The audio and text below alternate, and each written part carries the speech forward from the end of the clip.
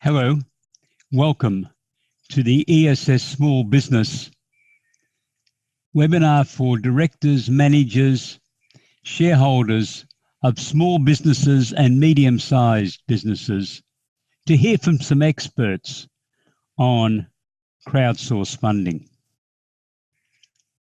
We've assembled representatives from 4 of the intermediary companies together with the CEO of a company who has been successful at raising capital, utilising crowdsource funding, equity raising, and that company is a small proprietary company. So they're one of the first to take advantage of the change in the legislation that was operational from 19th of October 2018.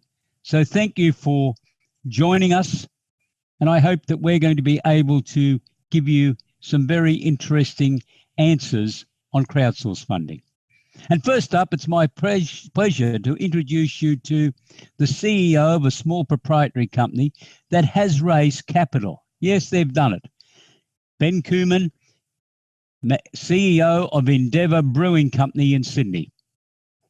Argyle Street, The Rocks, if you want to go and join Ben and some of his fellow investors to sample their product. Good morning, Ben. How are you today? Very well, Peter. Thank you. Ben, you're the CEO of a company that's been able to raise capital utilising the federal government's new legal process called crowdsource funding, equity raising. How have you found this process? Overall, really exciting and really positive and very successful. So it was a long process, but really rewarding, and we're really excited about not just what it raised during the process, but the actual benefits of it going forward. Can you tell us a bit about Endeavour Brewing Company? Yeah, sure. We started in 2010 as a virtual beer company. We had our own brand, recipes, and we started talking to farmers down in Tassie and Victoria about using all Australian ingredients and making beer much like wine. So looking at the best of the crop every year, tweaking our recipes every year to suit those ingredients and producing a set of sort of vintage harvest beers.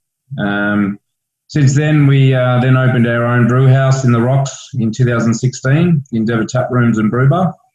But all 8.5 years we've been shipping our beers nationally through a lot of productions for our partner brewers and a little bit of export, of which we're ramping up this year. Okay. So what were your targets in the shareholding? We set ourselves a capital raising window of between $1 and $3 million. We actually had a preemptive period with our existing shareholders as per our constitution. So we opened up that capital raising to them first, of which we raised $695,000.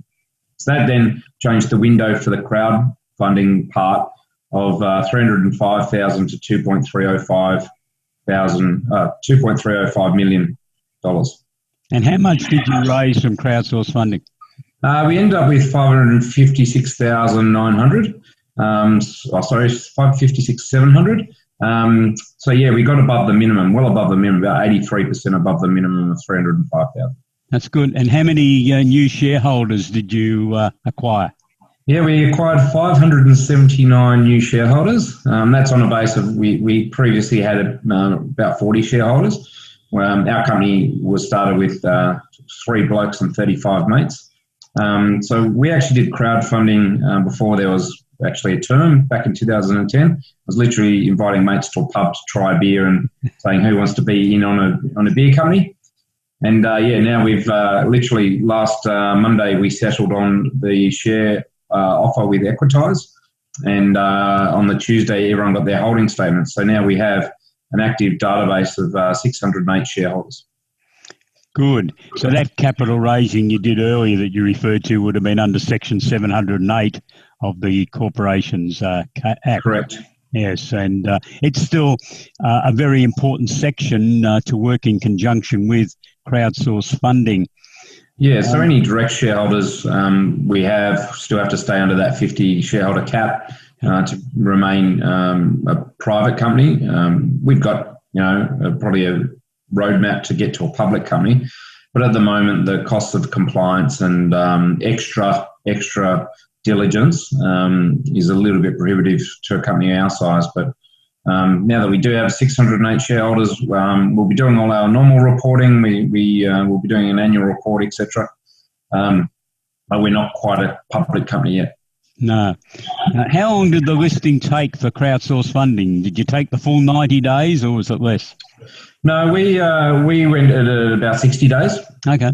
And again, it was just because our total capital raise had a 3-month window after we closed it to existing shareholders. So we did the existing shareholders over a week. We then spent a week putting in that investment into our numbers, etc. And then we opened the crowdfunding round on November 30. Had a little private period for people, associates, staff.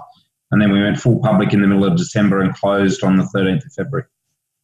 Very good. How many directors have you got? We've got 3 directors. It's the original 3 blokes. So yeah, three directors. We are looking at refreshing our board, possibly getting an independent director in, and another significant shareholder maybe joining the board. So we'll go to sort of 4 or 5 directors going forward. Did you have any pressure from any of the new shareholders to have a say in the appointment of a director, or were they happy to go with the status quo? Oh, they were happy to go with the status quo. The biggest investor outside the existing shareholders came in at 100,000. They've got a nice little stake in the business. Percentage terms, it's not a huge stake, so they're just happy to be involved in a beer company. There's other benefits for all our shareholders now. We've formed a shareholders club called the Endeavour Crew. Okay. And depending on how much they invested, they're one of 3 tiers within that club, and they get a bit of merchandise and some discounts and some ongoing little goodies going forward, and which I think is important and really exciting to harness, hopefully, their enthusiasm in supporting their own beer company. Some companies that are trying to raise capital as crowdsource funding are doing that. They're introducing some fringe benefits, if you like. Do you think that's important? Oh, 100%. I think, especially for people in our space, which are consumer brands, they want to be something, not just a shareholder and, bottom drawer investment. I think they want to be, quite engaged and feel part of the brand. And definitely then we are hoping that they'll act as ultra engaged brand ambassadors out there. So especially for consumer brands, I think you need to give them something special, something exclusive. It doesn't always have to be free. It might just be first access, or it might be, and we're going to do one every year, we're going to do an exclusive shareholders beer. So they're going to actually be invited. We're going to have an annual general mashing rather than an AGM, and we're all going to get them together to brew a beer, have a few drinks, and then a few weeks later we're going to bottle or can off that beer, send it to them, and they're going to get access, exclusive access to buy a little bit more until the batch is all allocated. But yeah, I think for consumer brands especially, whether it be maybe a clothing brand and they want to do an exclusive shirt for their shareholders, or a watch company I saw, they're going to design an exclusive watch for their shareholders. So I think that's really important. Okay. Do some of the shareholders turn up at the Rocks at your outlet there? Yeah, well, we've already had half a dozen turn up who we weren't previously shareholders. A couple turned up before the settlement period. So we, of course, gave them the discount early. So we offer them a discount to come to the Endeavour Tap Rooms and Brew Bar Monday to Thursdays when we're a little bit less busy. They can get discount on the beers, obviously with responsible service of alcohol, always a high consideration. So yeah, they're definitely now can come to our home, and indeed come to their home because they're a fully fledged shareholder. Okay, Ben, the people who are going to watch this recording are either accountants, bookkeepers, or business advisors in one group, and the other group are people like yourself. They are currently running small businesses or medium-sized enterprises, obviously with turnovers under $25 million. Would you recommend this process to them? Would you recommend, firstly, that accountants and advisors get an understanding of it so they can help their clients? And would you think it's beneficial for small, medium-sized businesses? Well, 100%. I think very important for accountants and advisors to understand what it all means. It's a new way of getting capital. It's not an easy way, and it's not a cheap or dodgy way of getting capital. It's a fully fledged, very sophisticated, very well thought out program that, obviously vetted by ASIC. So I think those advisors and accountants definitely, you need brands that have got, some good plans, some upward trajectories. They know exactly what they do with that extra capital. It's not just, I'll put the hat out and get some money and trust us.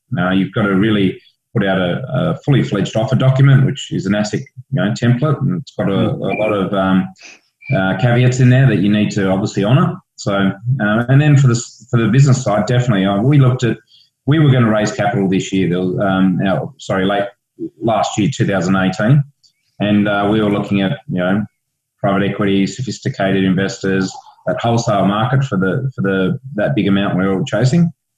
But then I'd been watching crowdsourced equity funding internationally, and then obviously the first public company started doing it in early 2018. When that new legislation came that if you raised less than 3 million, you could stay as a private company, that's when we instantly just changed tack and went to that model for our second part of the capital raising after the existing shareholders. Okay. And since then, of course, that legislation's now got it that you can raise up to $5 million as a private company, and you can do that every 12 months if the market will support you and you want to raise more money. So I think it's very exciting times. Yeah, I think you've got to be fair on your valuations as well. So as I said, it's not a cheap and easy and dodgy way of getting money. It is a very sophisticated model. But if you've got a good story, and we believe we had a pretty good story, we raised 1.25 million. Very good. You did mention just earlier, I meant to come back to it, that one of your shareholders put in $100,000. Was that as part of the original capital raise under Section 708, or is he a sophisticated investor? No, he's a sophisticated investor that we had a sort of second degree of separation to. So popped through the platform, the Equitise platform. I can remember it was a Thursday afternoon, and I instantly rang Arthur at Equitise and said, "Who's this guy?" Because we don't see all the details initially. And he said, new customer, a new client to our platform, and we didn't know the name. So he's on my to call list now that we've settled. Get him, see how actively involved he wants to be. The existing shareholders, there was actually a couple of bigger investments than that. But he was the biggest, I guess, crowd investor. Yeah, and just for clarification for the people watching this video, retail investors, who are people not described as sophisticated investors, have got an investment limit of $10,000 per company per annum. And that's really why I picked you up on that, because people listening may have thought that a company could put $100,000, but they can only put that amount in to a crowdsourced funding company if that person's a sophisticated investor. So that's great. Or wholesale. Yeah. Our average investment parcel was about $900. Right. So that gives you a sort of a feel. 579 new investors combined to contribute $556,000. So it was about $900 average investment. Okay, Ben, you've got a very interesting story. Thank you very much for sharing it with us. And obviously our viewers, who are going to be people from all over Australia and accountants and business operators, all the best in the future for Endeavour Brewing Company. And obviously anyone that's watching this that's in Sydney, go down to the Rocks and find the Endeavour facility. What did you actually call it? Endeavour Tap Rooms and Brew Bar. We're on Argyle Street in the Rocks. You can't miss us. We're right in the middle of the busy part of the Rocks on the pedestrian mall. 100 metres from the harbour, and 5 of the 8 brews beers are brewed on site and always changing. Okay, thanks very much and have a great day. Thanks, Ben. Thanks, Peter. Okay, Well, I hope you enjoyed that interview with the CEO of a company who has been successful in raising capital. Whilst Ben said it was not easy, It was undoubtedly a challenge, but is it a challenge that you want to undertake in your business? If so, we'd be happy to hear from you. The next item is the crowdsource funding equity raising scorecard. This is a scorecard we're preparing each month around the 19th, which that's the anniversary of the eligibility of small proprietary companies to be able to raise capital. You can view that scorecard on our website, www.esssmallbusiness.com.au. There's been $27 million raised so far, and things are now starting to heat up. The next person I want to introduce you to is Arthur Acker. Arthur is the head of growth and operations at Equitize, a intermediary that has operations in Sydney and Auckland, New Zealand. So I'll just bring you up to the interview. Good morning, Arthur. How are you today? Good morning, Peter. I'm very good, and you? Arthur's the head of growth and operations at Equities and is going to talk to us about his company's experience in crowdsource funding. Can you tell us more about equity crowd fundraising in Australia, please, Arthur? Yes. So first of all, we just say Equitize instead of equity. A few people make the mistake, but that's totally fine. So a bit of background on the legislation in Australia over the past year and so. So legislation for equity crowdfunding first passed in Australia in May 2017 after more than 2 years of consultation and debate. And the first licenses have been issued in January 2018 to companies such as Equitize. To be eligible for retail equity crowdfunding, companies need to have turnover or gross assets of no more than $25 million, and they can raise up to $5 million per year from retail investors through crowdsource funding platforms such as Equitize. In January 2018, we were one of the first platforms to receive the Australian retail equity crowdfunding license, and on the same day, we launched the first ever retail offer, which went on to raise almost $2.8 million from the crowd. This was for a neobank called Zinja, and just closed a second round for them. And we've raised to date $5 million for them through those 2 rounds. So traditionally, the pre-IPO industry has been reserved for established venture capital funds or sophisticated investors or fund managers. But now we're really opening up this market to investors of all sizes. Okay, so that's very good. Equitize have got the highest amount of money raised so far by the various intermediaries. What do you attribute this to? So I think there are a few important things here that we can consider. First of all, we have the most experience in this sector, as Equitize was founded 4 years ago by Chris and Johnny, our 2 managing directors in New Zealand, when the legislation for equity crowdfunding passed there and was not already passed in Australia. And since that, we've helped more than 40 companies raise capital in Australia and New Zealand. We have a very reliable platform that is super easy to use for investors, and we can facilitate investments from individuals, but also companies, self-managed super funds, and trusts. We also have a very large database of active retail and wholesale investors with whom we share every investment opportunity, and we communicate and leverage this network for every deal. We also put a lot of effort in the preparation of every offer to prepare the company for the raise and to get all the key elements in place. And one of the most important points to me is also the fact that at Equitize we have a great team of experts in marketing, technology, and fundraising. We all share a passion for innovation and a determination to make it easier for early stage companies to access capital.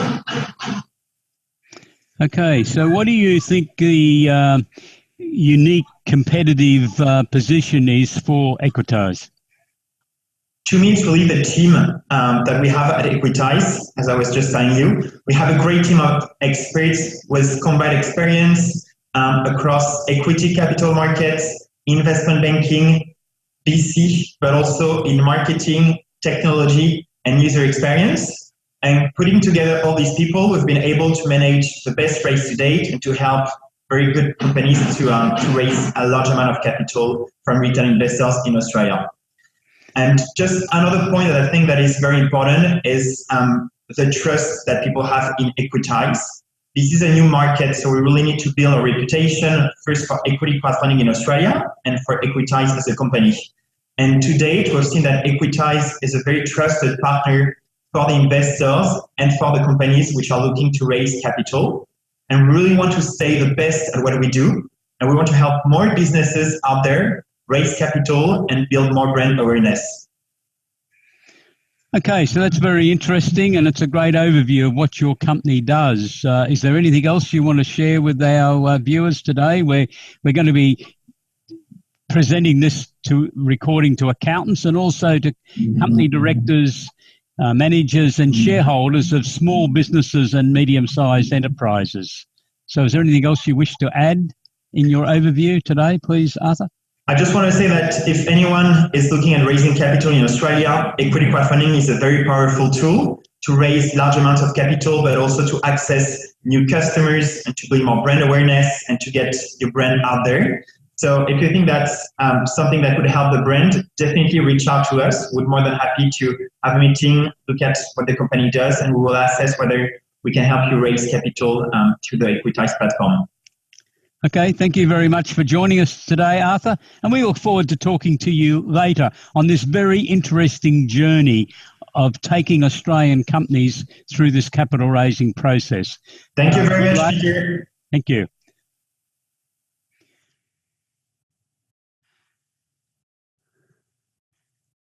I now want to introduce you to two gentlemen from AgCrowd. Matt Hines, who's the Managing Director, and James Kilby, who's the co-founder of AgCrowd.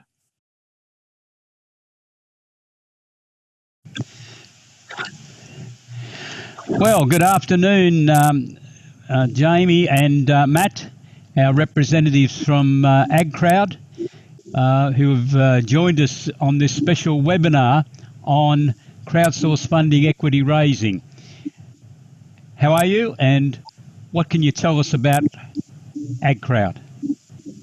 Yes, I'm Matt Hines. This is James Kilby. We are co-founders of AgCrowd, which is an equity crowdfunding platform specifically focusing on raising capital for companies in the agricultural and renewable energy sectors. So why is equity capital appropriate for people in agriculture or energy? Yeah, that's a good question. So there's a number of reasons. Firstly, innovation in the agricultural and renewable energy sectors is growing rapidly currently. There's a lot of ag tech, food tech, renewable energy companies and biotech companies all within our focus that are launching and seeking growth capital. A lot of these companies don't actually fit within traditional venture funding mandate. This is usually due to a misalignment of expertise or experience or sort of a investment period expectation or a growth expectation. So we see our model as really appropriate to add that sort of additional or additional sort of method of funding for the agricultural companies. Secondly, the sector is quite early stage, big agriculture, the digitized sector globally. We need a lot more funding going into this sector to make it digitized and to see the innovation really come to sort of bear its fruits. And we can actually match our equity crowdfunding with grant funding from the government and other forms of private funding. Yeah, I think another aspect of the sector specifically is that naturally there's quite a lot of regional founders who are doing exciting things in the ag as well as renewable energy space. A lot of renewable energy projects are based out in the bush, but yeah, there's farmers and other people who are moving into sort of entrepreneurship through solving problems that they see on farm. And so naturally they can have a bit of a limited network, but because of their geographical isolation, and even in the bigger centres like Armidale or Wagga Wagga, you're still limited compared to people who have got a foot in Melbourne or Sydney or Adelaide or Perth.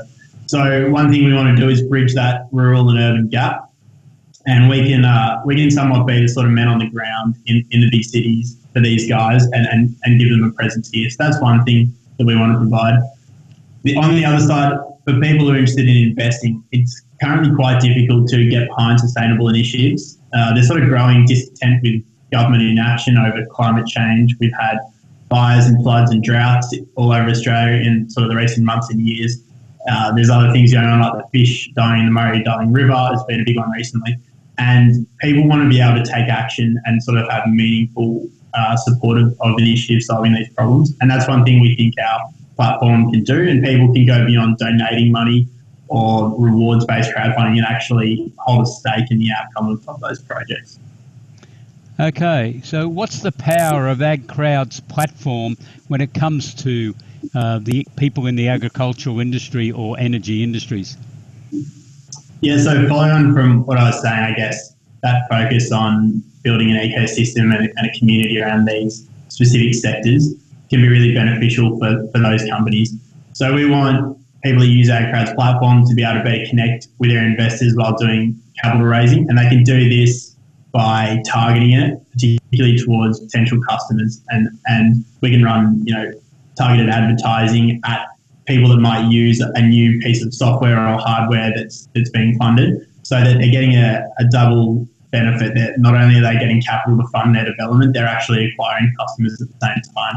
And while that's sort of an aspect of equity crowdfunding as a whole, we can sort of double down within our industry and be really focused on that. Another one is the exposure to that community that we're building. We want to have supporters that will regularly get behind these sorts of things, and so that will bring value to our platform. And on the flip side, it's a great tool for the companies to leverage their own networks. So it can be quite difficult to go around, especially in the regional parts of Australia, and ask your friends, your family, your business partners or acquaintances for a little bit of cash to support your venture. But if you can do it via a platform and you're slightly removed from it, there's not the same personal interaction and pressure, then that can be a really powerful way to get a bit of money in for a business. And then I guess our partnerships with appropriate providers of other services will be important too for companies using our platform. So if someone's coming to us and they need to go on and get some legal advice or some accounting work done, we can try and give them sort of preferred partners or people that we think suit their type of company. So that, yeah, we really want to focus in on that community feel of the platform. Okay, so what's AgCrowd's unique competitive advantage in the marketplace? Our unique competitive advantage is definitely the combination of our sector specialisation, agriculture and renewable energy, as well as the stage at which we focus our investments on. So we actually, we're starting with ventures in agriculture and renewable energy, but we want to expand our offering all the way across the value chain. So not only will we do ventures, we'll do farm enterprises as well as renewable energy assets as well. And as James said, we're building a community of really passionate people for growing the agricultural and renewable energy sector innovation. And the power of our platform really lies in finding a company, say we're targeting a company who's developing a technology for fruit farmers. We want to be able to target this campaign specifically to fruit farmers, that not only they can have the opportunity to invest, but so they can also have the opportunity to come in as a potential customer as well. Beyond this, we've developed a strong connectivity within the agriculture and renewable energy sectors, and we hope to add more value to the companies than just the funding. So we hope to provide introductions and facilitate collaborations and partnerships where we see fit. So that's really our unique competitive advantage. Okay, now I know that your website is there, but it hasn't got any offers on it at present. When do you think that will be operational? Yeah, so currently we've just got a landing page up. Our platform development is complete, and we're just sort of getting our first offer together to put that all up at the same time. Our goal at the moment, our timeline at the moment, is to have our first investment opportunity live within 1 month. Okay, that's great. Middle of April, yeah. And how are you going with the crowd, the investors? You got people registering with you, so you have a database of potential investors? Yeah, really good actually. We've been taking registrations for about 12 months now, and that's before our platform was up. So this landing page, as James was saying, and we've also been really connecting well at the events. We've just developed a huge presence there on both the company and the investor side. We had our own event, so we had our first, Feeding the Future of Aussie Food in October last year, and we'll seek to do quite a few more of those this year. Okay, so good luck with this venture. I meant to also ask you, are you supporting agriculture and energy businesses all over Australia, irrespective of where they are? Yeah, definitely. We want to help out all Australians, and we'll definitely look for sort of international expansion at some point as well. But for now, we've got an Australian focus for sure. Okay.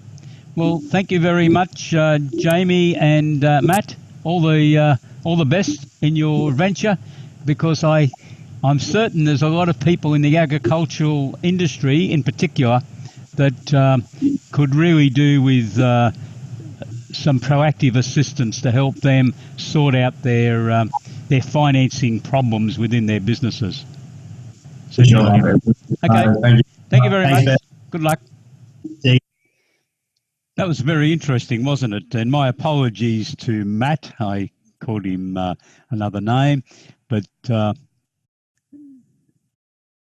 sorry, I meant to say my apologies to James. I called him Jamie, and I thank James and Matt for their presentation then.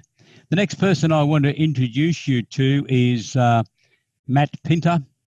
Matt is the Managing Director of Billfolder and also the Chairman of the Crowdfunding Institute of Australia, CFIA.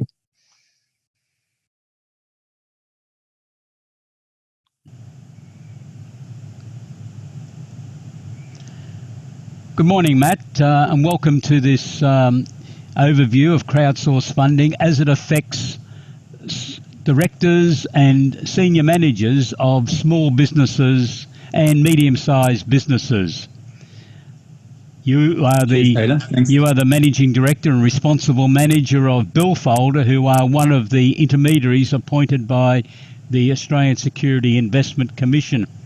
Could you tell us, first of all, what type of businesses you think are suitable for securing funding via crowdsourced funding equity raising? Yeah, thanks for having me on, Peter. I think it's a great place to start because equity crowdfunding is something that fits within a framework. So you'll need to be an Australian company, and in the context of having a majority of Australian directors, there's a cap on the amount of assets, $25 million, and various other tests around the actual company itself and the office holders. So it's targeted at building innovation and job creation in Australia. So that's a very broad net, and it's even broader thanks to some amendments that went through Parliament last year that enable proprietary companies as well as public companies to use the model. So a proprietary company needs to have 2 directors, which again is pretty light threshold, but it's a mandatory threshold for use of the model. You're still talking about a lot of companies that probably wouldn't traditionally look at fundraising. So you need to actually look at the type of decision that an investor will make when assessing that company. Is it the type of company that has the capacity to scale and to grow? Does it have competitive advantage? Does it address more than a local market? If that business is starting to look like an attractive proposition from an investor's perspective, then equity crowdfunding looks like an available option. But it's not an available option to get out of the company. It's an available option to grow the company, because the service that's provided is issuing new shares. So the money comes into the company, and there's a requirement there that money comes in, that it can't be used to then repay related party loans. It could go to a subsidiary, but it can't go to a related party loan. So it's not a cashing out event. So you really got to look at the right timing for the right company to use equity crowdfunding. And that's very exciting from the perspective of businesses who are constrained on capital growth, or that have the capacity to grow very rapidly with additional capital. And some businesses that are very early stage. But don't confuse it with the concept of an idea and then being able to get into equity crowdfunding. The business will really need to meet some basic hurdles, and from our perspective, we'd probably use the expression a bit of skin in the game. And investors come along and put money into the company. They'll want to see that the actual management and the leadership group there is actually also invested significant significantly, and probably not just in time. Okay, that's very interesting. What do you think the time frames are for a business? We might have people out there now that have got businesses that are 3 or 4 years of age. They want to scale up. They want to go somewhere. What would you be saying to them as to a time frame that they could realistically look at to raise crowdsource funding equity funds? So the time frame is going to depend not necessarily on the age of the business, but the work that needs to be done to engage an investment community. So there's minimum compliance and checking, and anything less than 1 month for that is completely unrealistic.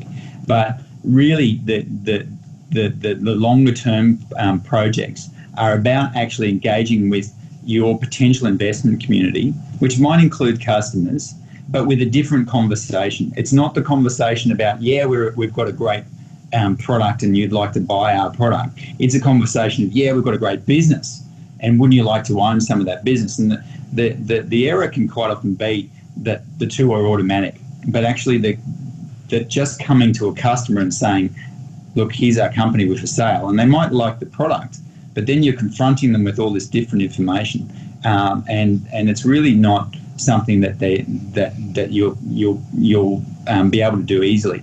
So we're really encouraging people to have a lead-up period in terms of that communication, changing the conversation with their customer, and also to reflect on that. A business will need to build up its book of potential investors before starting a crowd raise, because it's very transparent and very accessible fundraising, that investors who turn up to an offer that's been open for a couple of days and they see no one is willing to invest it, that's actually giving you an immediate negative signal. So you actually need to really work on prior to the raise to build momentum when you start. And that's not to trick other investors, but it's just to actually show that there's a heartbeat and some proof of life in this thing. So show a bit of confidence from people that know something about the company. Well, that's a fair point. There's a lot of information provided, but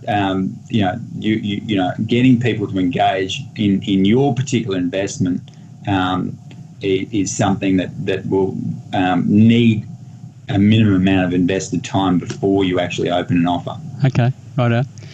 What's Bill Folder's unique competitive advantage to this market? So we were one of the first seven licensees, and we advocated throughout the process of building the legislation. So we know it inside out. So you've got a compliance partner that actually can take you through this journey in a way that actually delivers the result. That's heavily networked throughout the industry. But that's really about what you have to have. What we do that's special for our business is that we take a view and a position with the investors by taking shares in the company. So if the fundraiser is successful, we take an investment rather than the cash and walk away.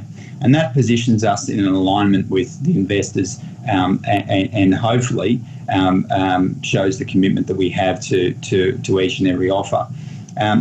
That same process also benefits the issuer company, because the issuer company knows that once you've gotten through that process, that this particular intermediary is not just taking a short-term approach. We really want to build that opportunity, and not just about the funds that come in, but also about the result from the fundraising offer, the building the customer and the loyalty around the brand, the potential PR, media activity around it, to really propel that business into that growth cycle that was the reason what brought them to us in the first place. So it's an exciting proposition, but it's also one that requires a fairly heavy investment at our end.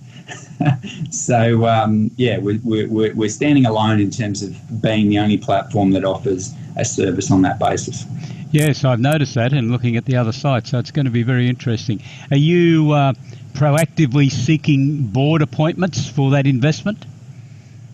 Look, we wouldn't rule it out, but we taking typically at the end of a fundraise a minority interest in the company. So we look at that conversation around, well, look, is this company in its own right, not because we're telling it what to do, but is this company going to be able to deliver for the investors? And that's the same for somebody using the platform as it is for us. Now, obviously, we've got experience in these type of investments, but we're not going to be really in a different position as another equity holder.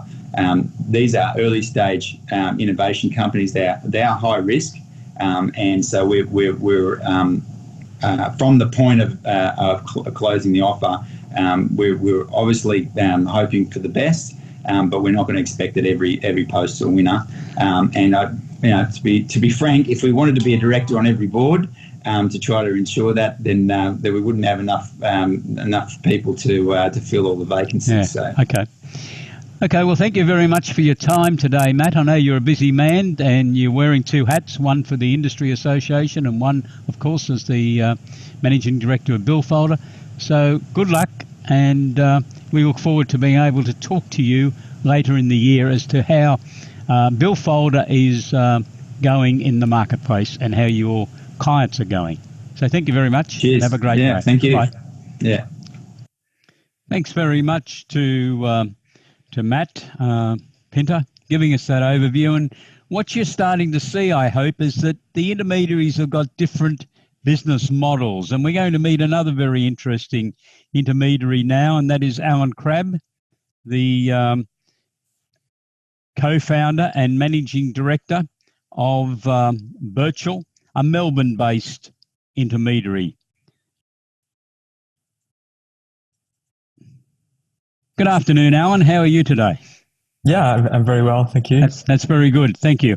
It's my pleasure to now introduce to our listeners Alan Crabb, who's the co-founder and managing director of Birchall. So, Alan, does Birchall have a preference for the types of industries that companies seeking to raise crowdsource funding have come from? Absolutely. I think for me, before even we looked at providing a service through equity crowdfunding, we really looked at, I suppose, what companies are leveraging equity crowdfunding the most. And for us, we realized that it's very much consumer-based companies that are using this as an effective tool to not only raise capital, but also involve people or involve their customers, involve their own networks and community in the process, and inviting these people to be involved directly in the company and have their own stake in the business. So, and we felt that the companies and maybe the approach that we're taking initially with equity crowdfunding is really about providing this service to the companies that will leverage it most, particularly in the early days. So we think that like obviously B2C business companies, brands that are actively selling to consumers, or even providing, like for example, a marketplace between consumers and potentially businesses is a viable way that these companies can, I suppose, build or better engage their own networks and have people invest into their success, which is ultimately what you want from your investors. Okay. What tips would you give to both accountants and company directors and managers of companies that are thinking about trying to raise capital utilizing crowdsource funding? So like this is relatively new. So I think the first thing that I would ask first companies or their advisors to do is just to get familiar with the process, also familiar with some of the case studies of the companies that have raised capital.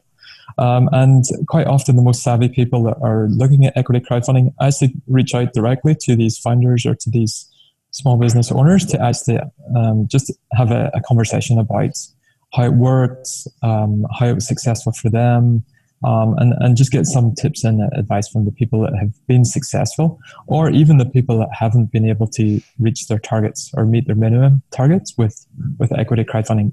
Typically, you would get the most valuable information from the people that didn't quite make it. So I think my advice is just go to the people that's either the founders or even the advisors that are helping these companies raise capital through equity crowdfunding. I think that's one of the first tips. The other second tip is look at getting familiarized with the regulations around this, particularly if you're an advisor, because this is new regulations. It's new legislation that passed just last year, at the start of last year. There was changes in October for PTY limited companies, and just be familiar with I suppose the latest regulations around this space. So understanding the limitations, for example, being able to raise 5 million per year through this means, any of the eligibility questions around accessing the regime, and also the limitations on investors as well, because ASIC has regulated this specifically, and as their job is to protect retail investors, there is limitations on what these investors can invest, and that's $10,000 in Australia. So I think just familiarize yourself. I think advising a company, particularly if you're getting involved with a company to do an equity raise, just understand the process. Every platform as well has subtle differences in the approach that they take. So better understanding the platforms that are out there. Obviously, do your homework on the platforms, and learn and extract as much information from us as a platform, because like we've tried and tested quite a few deals now. We've the platforms that have been operating now for over a year. We've got successes, we've got failures. So we know what works. We also have hopefully refined a process to take a company through, so that we're keeping it, making it as familiar for companies, and making that process as seamless as possible. So. Okay, thank you. Australia was a little behind some of the other countries around the world, the so-called Western countries, in introducing crowdsourced funding for companies. What are your comments on what has happened in those other jurisdictions? So you can probably tell that my accent's not from Australia. So I've been watching very much the UK markets for equity crowdfunding.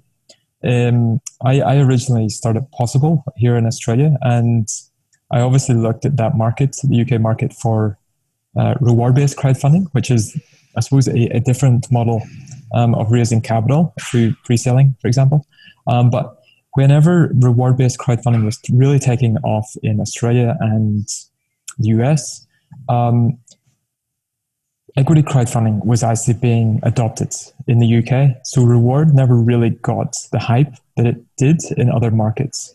So I've been watching pretty much equity crowdfunding in the UK since about 2012, 2013, which is actually around the same time as the CAMAC, the advisory group to ASIC, started looking at this as a model for Australia. But I've since learned in the last couple of years that there wasn't legislation in the UK for this stuff, and people were doing it outside of the regulated area. And they had to refine legislation to be able to facilitate it, which is, again, probably going to move faster than changing existing legislation around it. So I've been watching this market. It's been growing phenomenally over particularly the last 3 years. There's I think two dominant players. I would say there's two dominant players in the UK, Crowdcube and Seedrs, and they're full of examples of companies that are using this. Like each platform may have 20 to 30 live deals at any one time.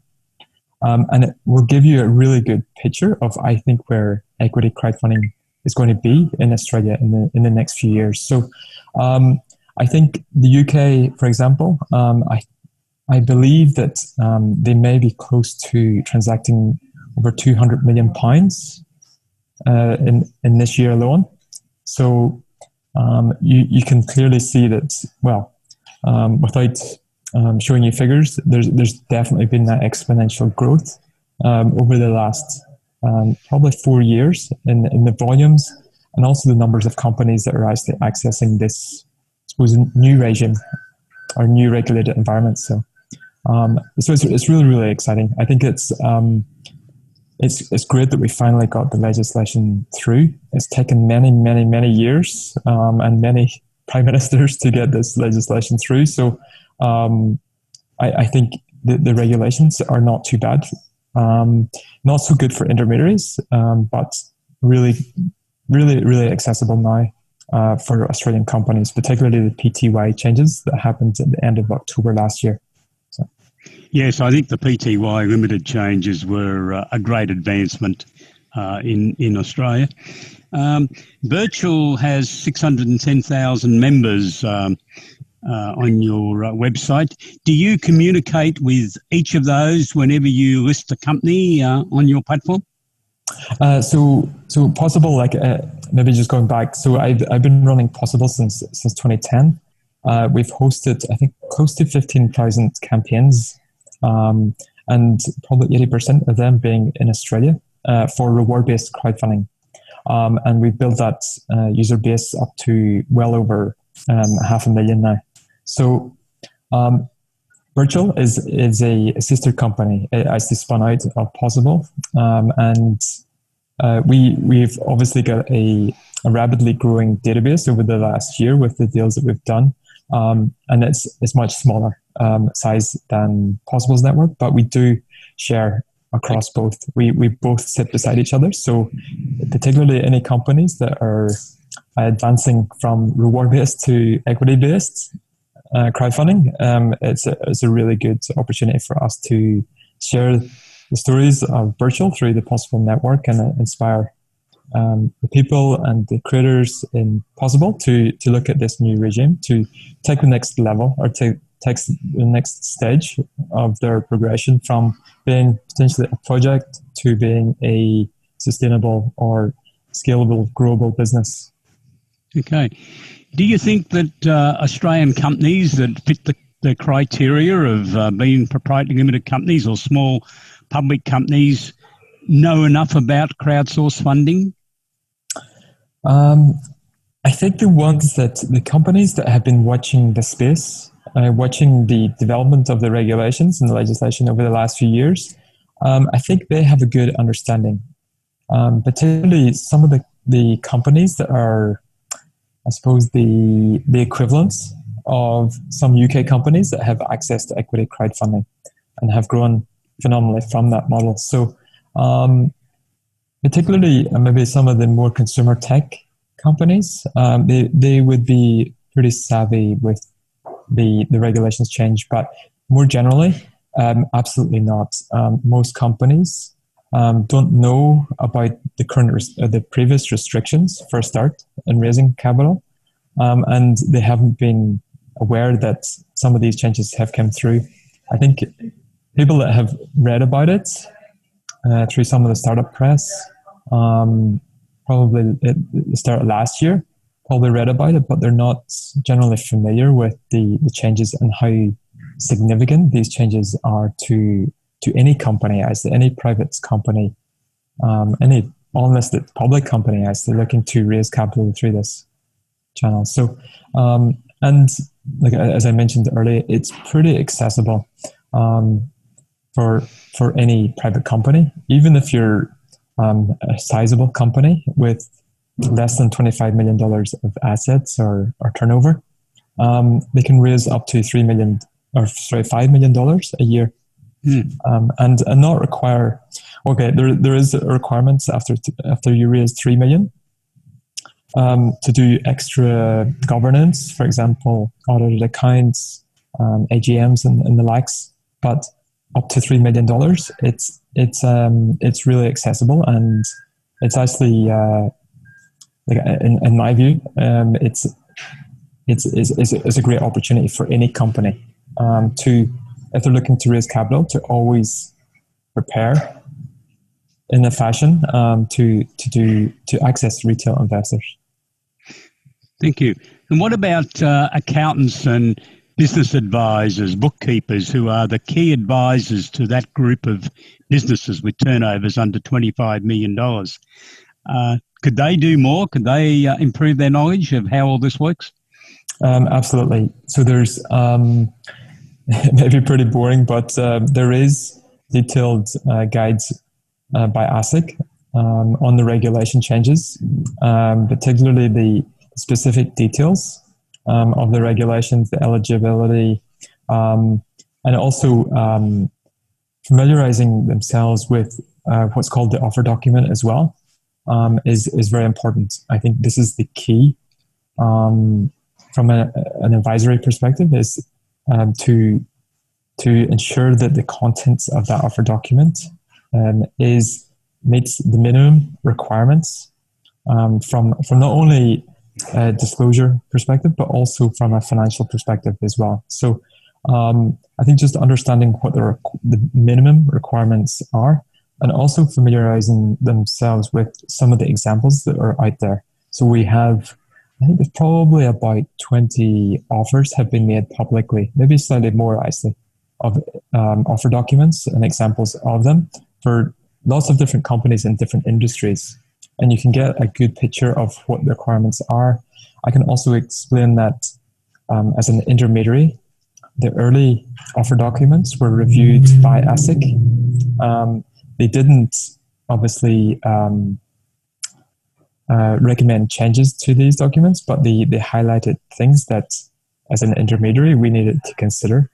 And these earlier documents have been through that process, if that makes sense. So, and for an accountant, it may be a good question to ask which ones have, so that they know that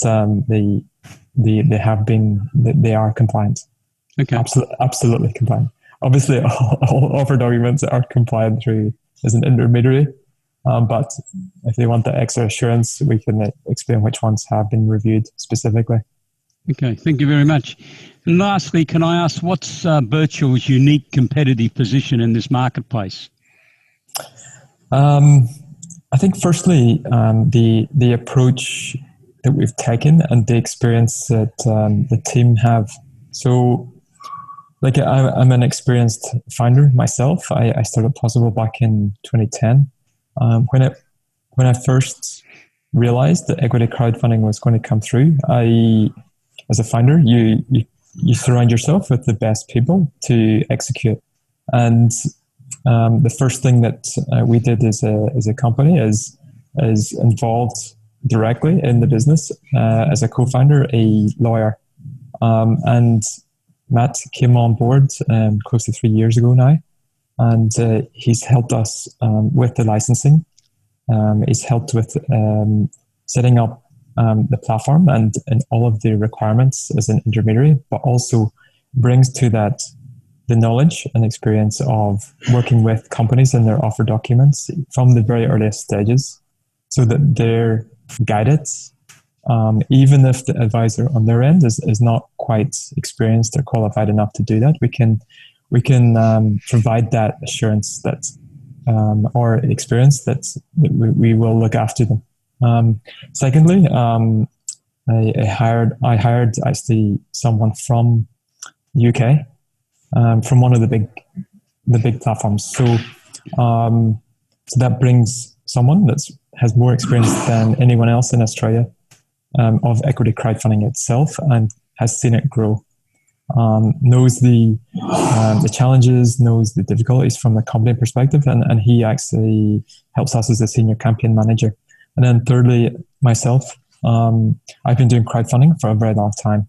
I know how to engage people. I know how to build communities. I know how to, from a brand or from a consumer company perspective, be able to engage audiences in a way that hopefully provides them provides companies that insight and data to be able to assess the potential of how much they can raise, and also the potential of the network or the community that you've built after the raise has been completed.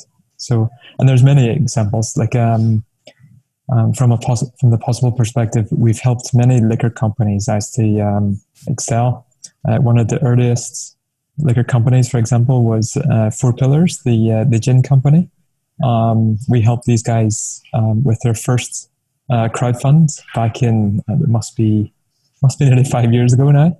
But there's many examples in Possible where we build that community. And that's so powerful, I think, for Australian brands, particularly the ones that want to go outside. Okay, thanks very much, Alan. Thank you for your time today, and good luck for you and your colleagues in virtual in the future, as I think we are going into a very interesting period in Australian small and medium-sized business life, as companies can raise capital as long as they've got the vision and the ideas and the drive to make it all work, which I'm sure you'd agree. So thank Absolutely, you for your time today. Yeah, well, hopefully we can check in as we progress as well. So I look forward to keeping in touch. And that's right. Yeah, we'll talk to you later on and see how things are going. Yeah. Okay. Well, thank you very much. Okay. So, what do you think of that? You've heard 4 intermediary companies spokesmen making their presentations. They've all talked slightly differently. They've all got different types of businesses, but they've all identified that there are tremendous opportunities for small businesses and medium-sized enterprises. And you've heard the comments of Ben Koyman, the CEO of Endeavour Brewing Company, who's explained that he's been through the process and he's quite a happy man. In total, he's raised $1.25 million to help his company expand. What about your company? Let me finish off with a few matters that as to how we can help you, because our role as ESS small business is to help you get a better understanding of key matters to do with running your business. Crowdsource funding is the one we're talking about today, but we have numerous others. We also have our main company, which supplies material to accountants, bookkeepers, and business advisors to assist them to be able to advise businesses. So the first thing you can do, and I would invite everyone who's watching this webinar, please log on to our website, www.esssmallbusiness.com.au/crowdsource-funding/learn more, and take advantage of our free offer. You can download the package of free articles. There's 4 articles which will give you a very interesting introduction to crowdsource funding.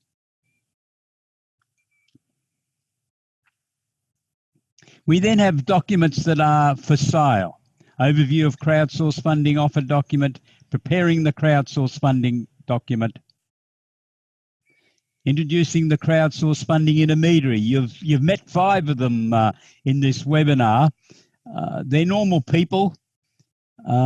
They're approachable people. I've been very impressed with their willingness to cooperate in these interviews, because they weren't easy to organise. These people are busy men.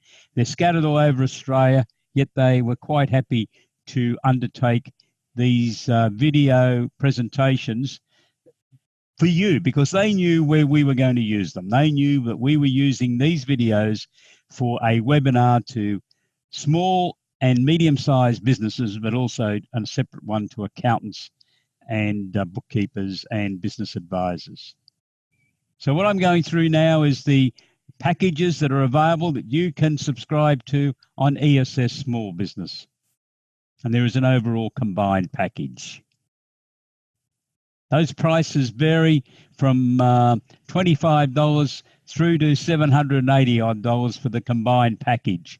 But why don't you just buy 1 or 2 at a time and work your way through, get a better appreciation. Or talk to your accountant and ask them whether they can assist you on crowdsource funding equity raising. If they can't, well, can I ask you to suggest to them that they might come onto our website, www.esssbiztools.com.au, and have a look to see what's available. But if you can't get help, you can contact us. We do run professional advice on crowdsource funding. We will gladly allocate 50 minutes of time to listen to you, and then we'll give you a short report and give you some advice as to what you could do, and probably just as important, what we could do to help you on this journey. If you want more information, please go to our website, esssmallbusiness.com.au, crowdsource funding, learn more. And there's a wide range of information that's available to you free to have a look at.